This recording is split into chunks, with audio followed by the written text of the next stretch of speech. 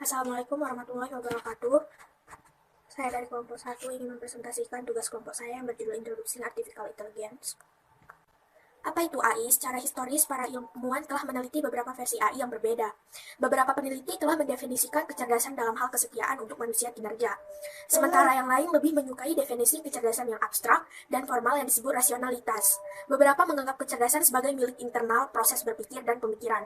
Sementara yang lain fokus pada kecerdasan perilaku, karakterisasi eksternal.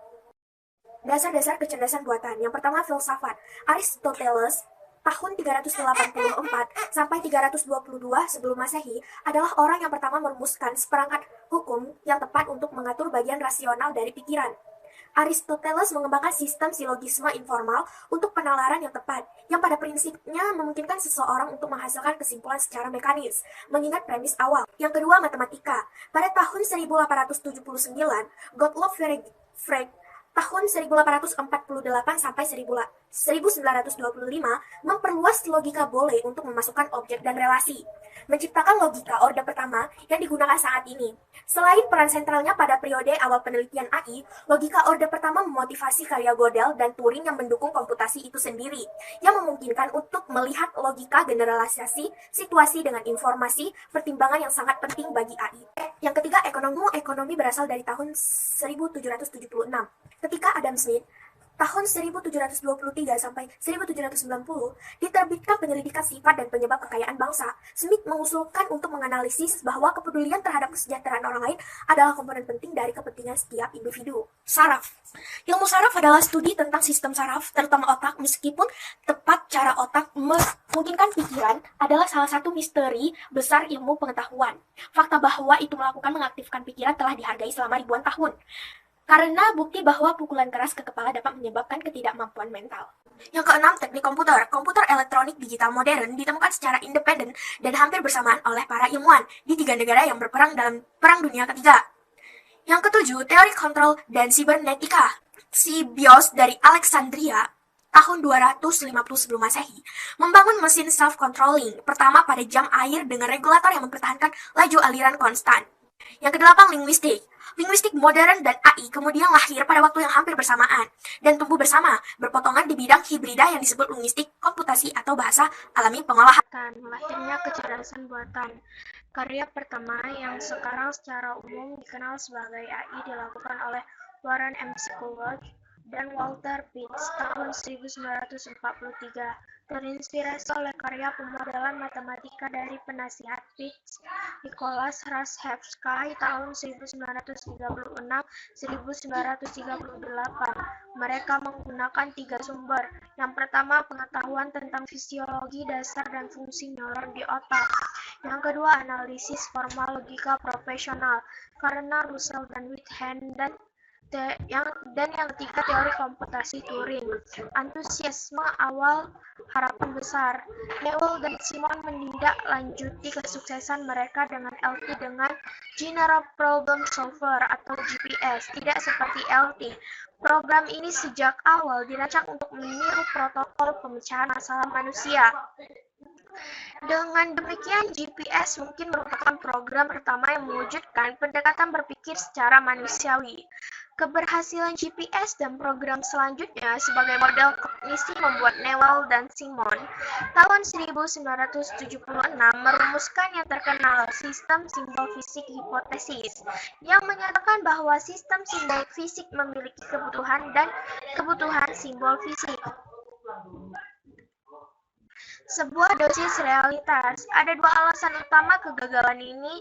Yang pertama adalah bahwa banyak sistem AI awal didasarkan terutama pada introspeksi informasi tentang bagaimana manusia melakukan tugas, bukan pada analisis tugas yang cermat. Apa artinya menjadi solusi dan apa yang perlu dilakukan oleh suatu algoritma untuk menghasilkan solusi semacam itu dengan andal. Alasan kedua untuk kegagalan adalah kurangnya apresiasi terhadap kerasnya banyak masalah yang coba dipecahkan oleh AI. Sebagian besar sistem pemecahan masalah awal bekerja dengan mencoba berbagai kombinasi langkah sampai solusi ditemukan.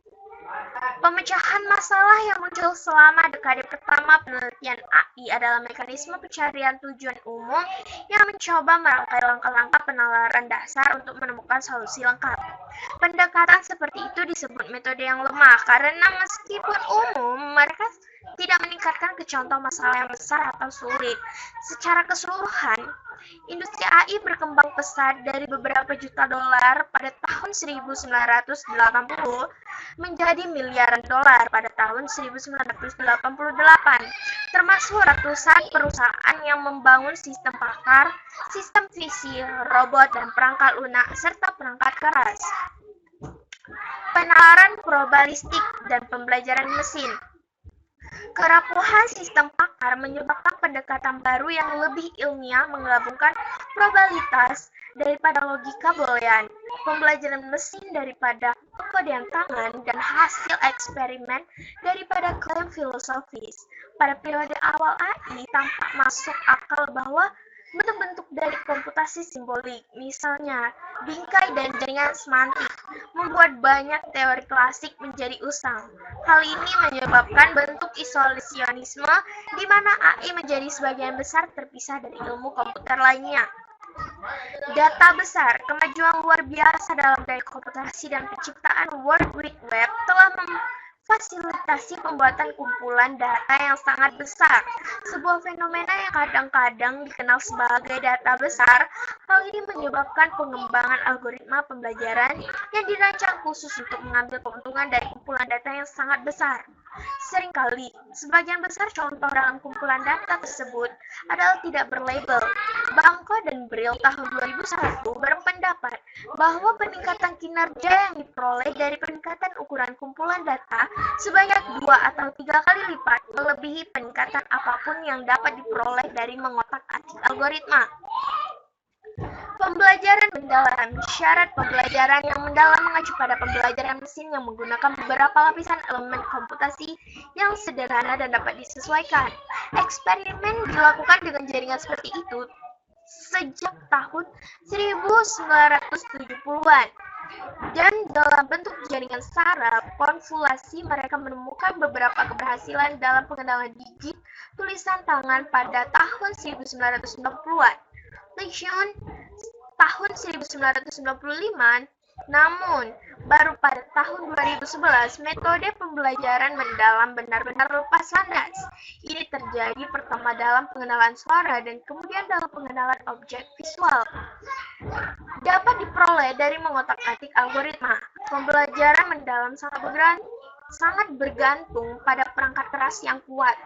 Algoritma pembelajaran mendalam yang berjalan pada perangkat keras khusus, misalnya GPU, TPU, atau VGA. Kecanggihan seni, laporan 2019, dibandingkan dengan baseline tahun 2000 kecuali dinyatakan lain. Publikasi. Dalam publikasi, makalah AI meningkat 20 kali lipat antara 2010 dan 2019 menjadi sekitar 20.000 per tahun. Kategori yang paling populer adalah pembelajaran mesin. Pada siswa, pendaftaran kursus meningkat 5 kali